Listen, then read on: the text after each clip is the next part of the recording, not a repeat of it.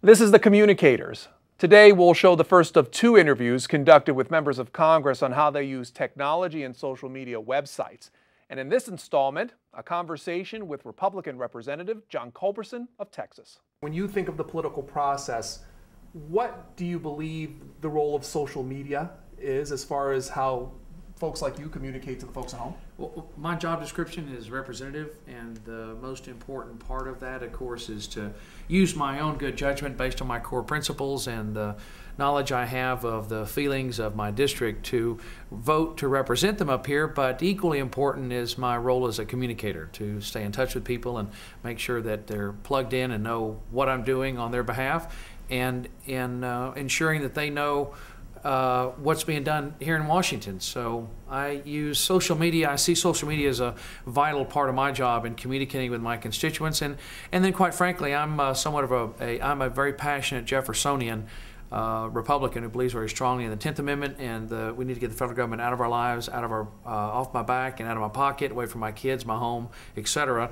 Let Texans run Texas, and I think social media will frankly be the root of the next American Revolution, which will enable people, once they see and hear what the government's doing, I don't think they're going to put up with it. And way we will organize people and get them involved and ensure that everyone is participating in the next election and take the government back in a very real way is through social media. Talk about when you first started here, the ways that you communicated, the old ways, if we could use that term, with your folks at home. Then how has that changed over the years, and what kind of technology are you using now? Well, traditionally, of course, we've always used letters, phone calls originally, after the telephone was invented. When I was elected to the state legislature in 1987, I had a Macintosh Lisa, was my first computer, and I brought that with me to Austin, Texas in January of 1987 and set up a program called White Knight. We used to be called a bulletin board. And I think was the first elected official in America to use a computer to communicate with my constituents. I set up my Macintosh Lisa in my office, and me and my assistant and I typed in the daily House floor schedule, what bills were being considered by the Texas House, and I actually got in a fair amount of trouble with the House leadership because I almost succeeded in dialing up into the state mainframe computer. I wanted to download bill information and share that with the public, and that aggravated the Speaker of the Texas House and the leadership. In January of '87, no one had ever heard of such a thing, and it was just not done. But I did succeed finally, and I did it on my own. I simply had to type in the information, and then I held, actually that was the first also, I think, electronic town hall meeting, because I actually did live dial-up sessions where people could text me. They would type in questions, and I would answer them on the keyboard.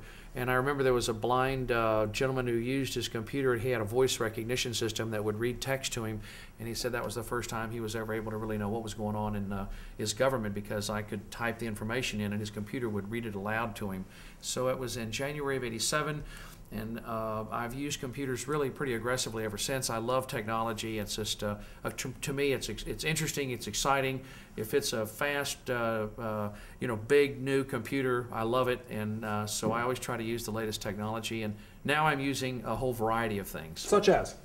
Well, I'm using, of course, Twitter. I think I was the first congressman to use Twitter. I know I was the first to send a tweet from the floor of the House and from the Oval Office. And then I actually started on Twitter on May 28th of 2008. I went to lunch with a friend in Houston, Erica O'Grady. I want to give her a shout out because she's the one that got me launched on this. Once she explained social media to me, all the light bulbs went off in my head, and I realized this was a great way for people to communicate in real time. Your first experience then with the idea or even the concept of? Was Erica O'Grady in Houston, a friend who is a social media connector who does a wonderful job of bringing this technology to businesses and individuals, and she showed it to me and I just lit up. She told me about Facebook, about Twitter, about Quick, which is a site that allows you to stream live video to a website, which I've used very successfully. In fact, I generally always carry my live Quick camera so that when I got ambushed, for example, by the, let me go in here, I'll show you. Well, I got ambushed once by TMZ, and I was able to whip out, he pulled out the camera and he said, "I want to talk to you, Congressman. You know how they ambush us all the time?" And I said, well, that's great. I said, why don't you let me see if you can see this. Okay, now I'm streaming live to my Quick web page. In fact, I'll show you here. If you go over here, you can see it. There we go. See, now there's the image. You can see I'm actually transmitting live to my quick website, Pedro, and I'm actually interviewing you now. Okay. We're on C-SPAN and we're talking to each other. And this is broadcasting live on my quick website. So when these clowns from TMZ thought they were going to ambush a Republican congressman and embarrass him, I was able to whip out my live video camera. I'm packing heat, so to speak, and was able to interview the guy. Now I've got it's got a delay right now. Sure. But this will transmit. And Katie, I'm going to give this to you, and you can actually film us while we are conducting this interview. So you carry that with you, use it regularly to talk to the folks at home just about issues. What prompts you to pull it out? What occasions do you find that you'll pull it out and you need to record something? Now, what I'll do is actually use it, for example, Pedro, in the House Republican revolt to force Nancy Pelosi to allow offshore drilling in the United States. Last summer, when she adjourned the House and we were supposedly going to go home for the summer, I used my quick video camera to interview other members of Congress and to keep the conversation going, because we were talking to the gallery. Traditionally, you would only talk to the people in the gallery if there's no cameras or microphones. But because of the technology, I was able to use the quick camera to talk to my colleagues, let us all get the message out how important it was for us to be energy independent by drilling here and drilling now. This is a historic, as far as we can tell, this has never been done before.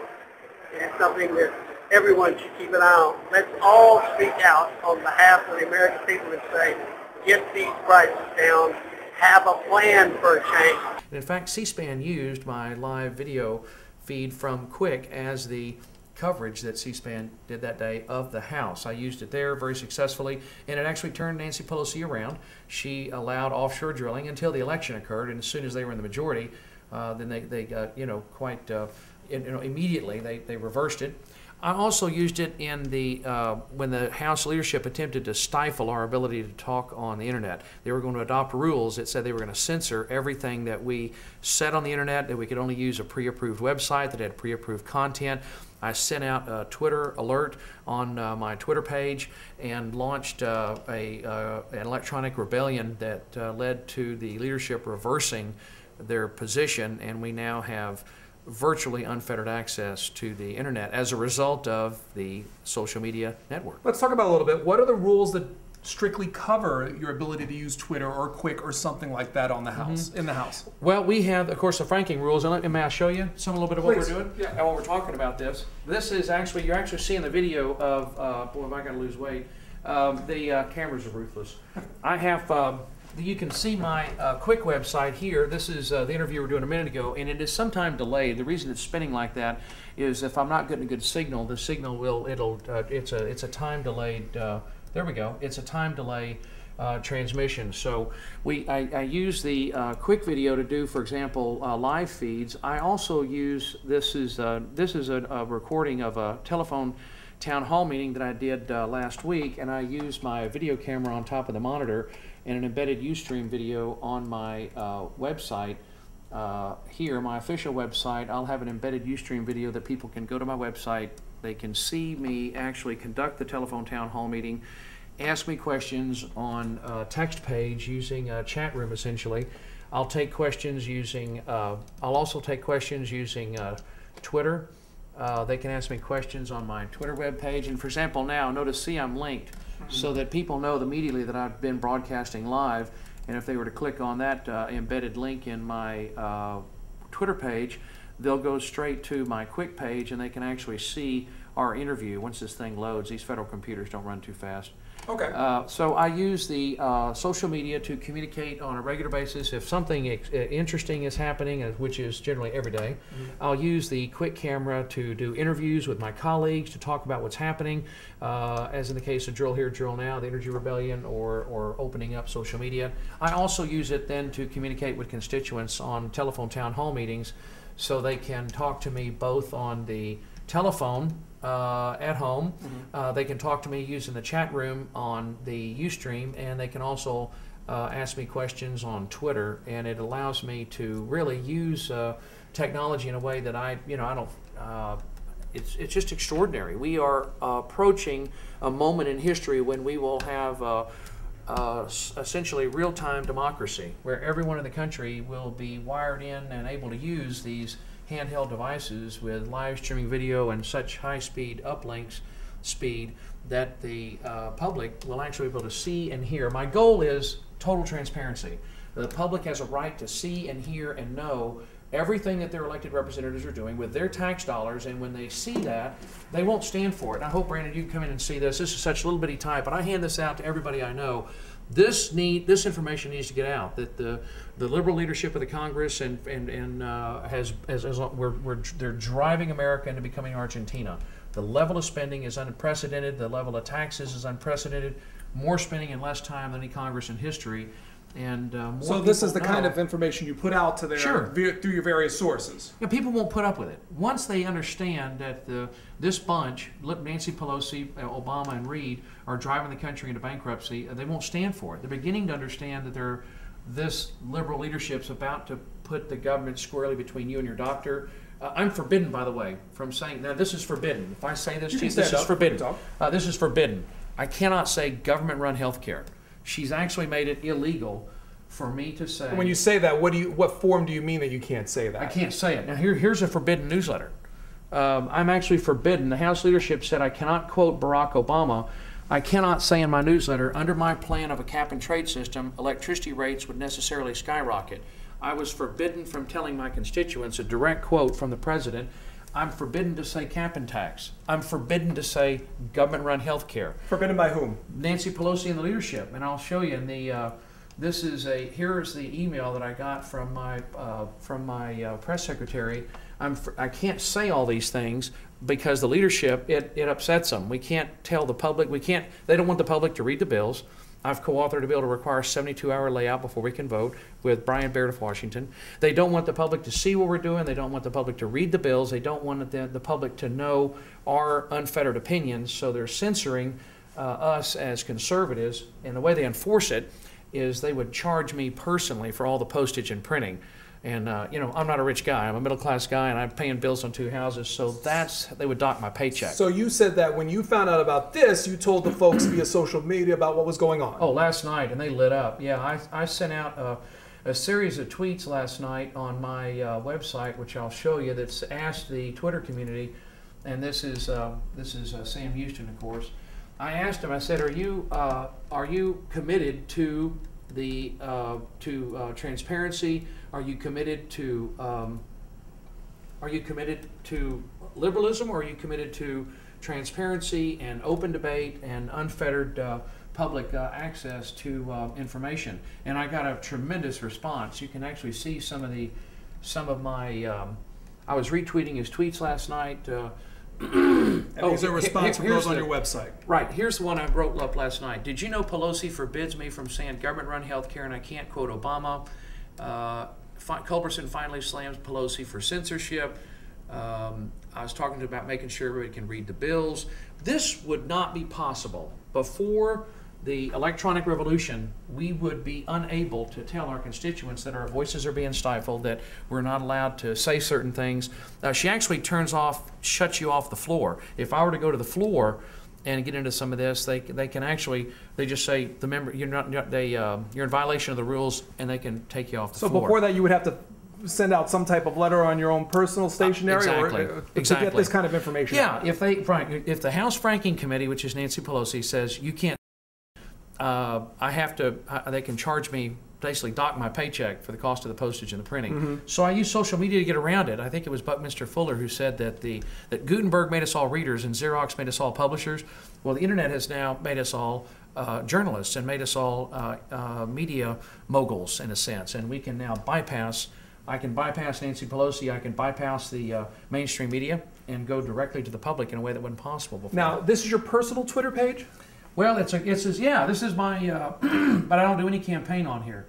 This is strictly me in my official capacity, personally talking about what I'm working on. People can send me direct messages on here, and I answer those directly. I don't do any campaign on here. This is sort of this is not. It's official, but it's also personal. Because obviously, without common sense tells you don't use official resources to raise money to ask people to vote for you. Would be utterly inappropriate, or to enrich yourself. I mean, that's just common sense. But other than that, we should be completely free. My argument to the House leadership is that my access to social media should be no different than my access to the new media, to the old media, excuse me. There's no difference in, they can't censor my conversation with you. They can't censor my interview with a newspaper reporter. They can't censor my interview with a television reporter. They have no right to censor my conversation with my direct conversation with my constituents using the internet. And we won that argument thanks to social media last summer. So now the rules let you. It's a twilight zone. They would actually like to shut me down. Please, Nancy Pelosi, try to stop me from using social media. I will what do sue you mean her. when you say that? I'll sue her. I mean, I'm a lawyer, and I know this is a great First Amendment case. If the House leadership tries to stifle me or stifle other conservatives from using social media, I'll sue her under the First Amendment and win. I sued a federal judge in Texas and won back control over the Texas prison system. This is a great First Amendment case. Just so I'm clear, though, you said that they changed the rules because of your actions last year, and they opened them up, though. There's a little bit of a gray zone in there. They said, yeah, you've got unfettered access, but you need to go use the official Facebook page. I don't really use it because I don't want them to tell me. It's still sort of a gray zone. We've got much freer access than the Senate. The Senate, actually, you have to submit everything you write to the franking committee on the Senate. I don't know why they're not raising Cain about it. House members are more submit boisterous. everything you write to anything with social media or newsletter. The Senate has much more restrictive access to the internet. We have much freer access, but this is a wonderful page here called someeyes.com where you can actually track what people are saying about you. But or using your name or what conversations that you have with people. You can actually, for example, show this conversation if you click on there. There we go.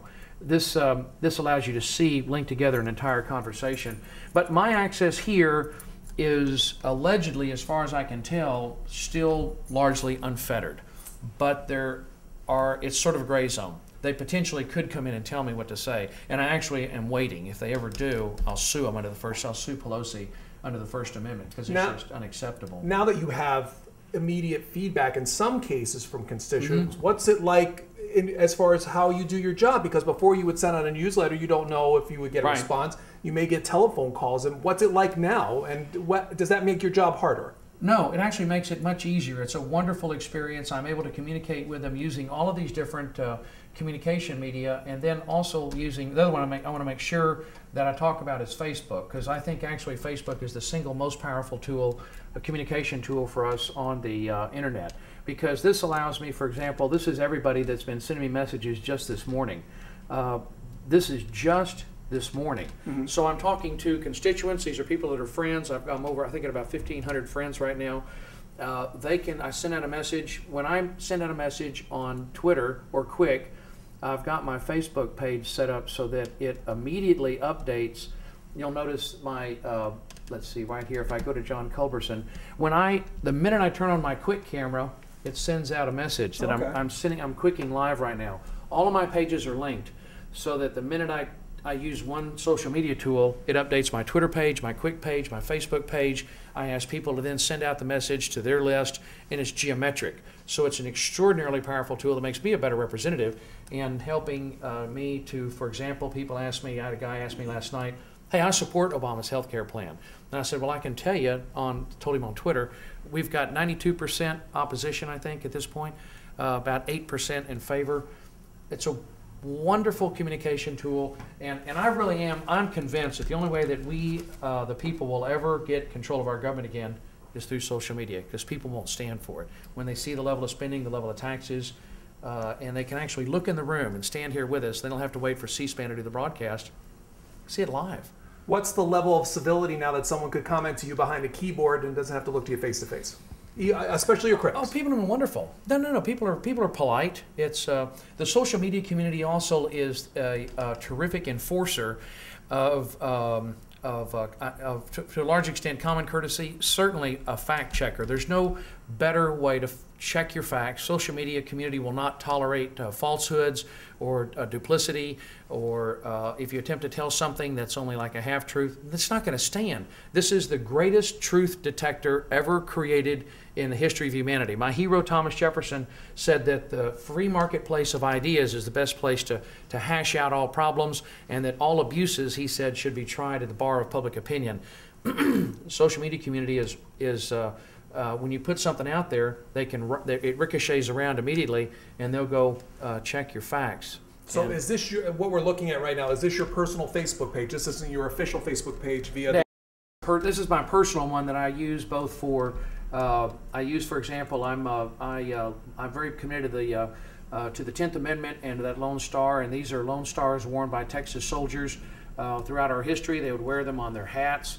I took a couple of my favorite hat stars down on the USS Texas on its maiden voyage. So this is something people will enjoy seeing. It's my personal page, but I also combine official duties on here. But I don't do any campaign work on it, because this is, again, I just want to make sure that everything I'm doing is appropriate and good taste, and you try to use common sense. And so far it's a great experience. It's a great way to communicate, and it is truly, I'm convinced, the wave of the future. This will become expected of all elected representatives, that I want to see what you're doing up on Facebook. I want to see you on Twitter. I want to see you using all these different social media tools to talk to me. Public is going to demand it, and at that point, then we've got real control over the government again, and there's nowhere to hide for an elected official. On the website Tweet Congress, you're listed as #1 is most active, #1 is most conversational. Do other congressional folks, legislators, turn to you and say, hey, I want to get more into this, what do I need to do? Do they seek your advice? Yes, I've been actively proselytizing among my colleagues to sign up and use this wonderful tool, and there's really nothing to it. I mean, if I can figure it out, an old guy like me, there's nothing to it. It's a lot of fun. It's a great way to communicate. That's what we do. That's what we're hired to do. So I have encouraged people to do it. It is as simple as, frankly, clicking on the web page. Twitter in particular is a snap, and there's nothing to linking your Facebook page to Twitter. This stuff is all easy and very natural. And you know, once they get into it and understand it, it's a lot of fun. I mean, it's a real-time conversation that it was never possible before, and the time really is coming. I mean, right now you've got, and I represent a highly educated district. People are very internet savvy, and I'm rapidly approaching a time where I'll be able to go online and talk to, for example, if I send out a message and I've got 10,000 friends and I say, I want you to send this to all of your friends, and each one of them have 100, 200, 500 friends, send it to your friends. You can see very quickly it's geometric. And the moment's going to come when, for example, if Nancy Pelosi is doing something particularly outrageous, I say today at noon, everybody hit Nancy Pelosi's office with an email or a phone call, go. And you can imagine 10,000, 50,000, 100,000 people, 500,000 people. What the government we could move heaven and earth when the American people understand the power of social media, and everybody is simultaneously, of their own free will, asking their elected representatives to take action. There's not an elected official in the nation that could withstand that. And they would literally, we the people will take back our government once these tools become readily available, once people understand how easy this is. You are at the forefront, but do you think that Barack Obama's campaign and victory brought more attention to the idea of social media? It did, certainly. That was a great help that the Obama campaign used the internet community, social media so aggressively. I think it's tragic that they have reneged on every campaign promise they've made. The Obama campaign promised to be transparent when he was president. That's not happened. He promised that he would never sign a bill that wasn't on the internet for at least 5 hours. That was false, because every single major piece of legislation that Nancy Pelosi and the liberal House leadership have passed has been dropped on the House the night before. The public's never been given a chance to read it carefully and thoughtfully until the health care bill. Where is that thing, by the way? We only have a few minutes left. But it's every major bill. The point is that the public has a right to read these bills. And every single major piece of legislation was dropped typically in the middle of the night, right before the vote. 11 p.m. for the spendulous bill. The stimulus was dropped at 11 p.m. We voted the next day at 1. The energy cap and tax bill, there was a 300-page amendment dropped literally at the last minute. The public didn't get a chance to read it. The omnibus spending bill. All these major pieces of legislation. Obama talks a good game, but I've learned, don't pay any attention to what he says. Watch what he does, because they're rapidly taking over the private sector, expanding the government at an unprecedented rate. They're not being transparent, and we have an obligation as elected officials to insist on complete transparency, full involvement by the public, 72-hour layout on all these bills, an open, free, fair debate. What are they afraid of? I mean, they got the votes. Let's just debate these things out in the open. Representative John Culberson talking about technology and social media and how he uses it in his day-to-day work as a congressman. Thank you for being on the Communicators. Privileged to be with you. Thank you very much. Representative Culberson is one of the co-chairs of the Republican New Media Caucus, which hopes to educate other members in how to better use technology. And it's not just Republicans getting into the effort. In fact, in an upcoming program, we'll talk with Representative Steve Israel, a Democrat from New York, about how he uses new media to reach out to constituents. That's it for now, but don't forget that you can see this program and others at our website at cspan.org.